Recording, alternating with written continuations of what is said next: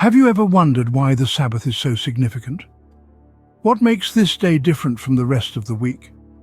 Is there a deeper meaning to it that goes beyond a mere day of rest? If you found yourself pondering these questions, then you're in the right place.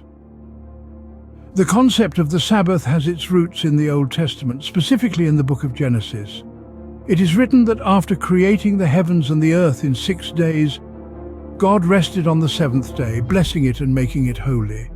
This day of rest, known as the Sabbath, was established as a day of cessation, a day to cease from all labor and to reflect on the goodness of God's creation. The significance of the Sabbath was further emphasized in the 10 Commandments given to Moses on Mount Sinai. The fourth commandment explicitly instructed the Israelites to remember the Sabbath day and keep it holy. This wasn't merely a suggestion, but a divine mandate, setting the rhythm of work and rest for God's chosen people. The Sabbath wasn't just about physical rest, though.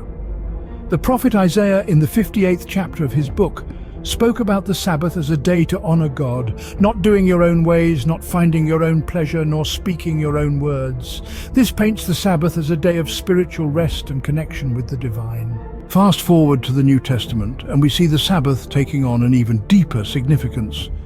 Yeshua, or as most know him, Jesus, was often seen in the synagogues on the Sabbath.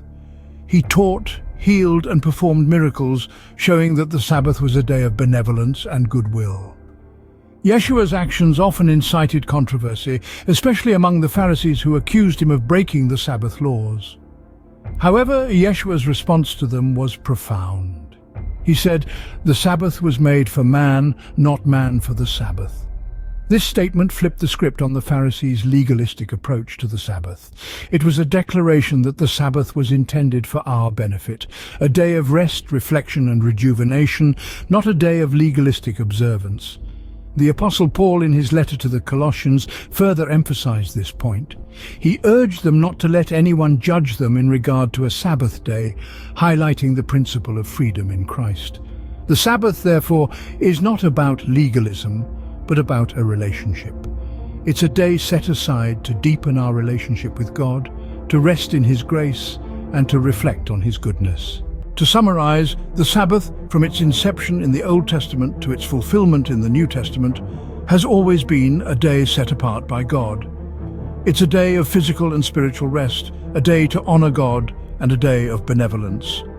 Yeshua, through his words and actions, redefined the Sabbath from a day of legalistic observance to a day of grace, rest, and relationship. So, as you go about your week, remember the Sabbath, not as a day of obligation, but as a day of opportunity. An opportunity to rest, to reflect, to connect with God, and to extend kindness to others. After all, the Sabbath was made for us, for our benefit and for our well-being. So let the Sabbath be a day that renews you, refreshes you, and brings you closer to the heart of God. Because that's what the Sabbath truly is, a gift from God to us, a day that's different from the rest, a day that's holy, blessed, and set apart.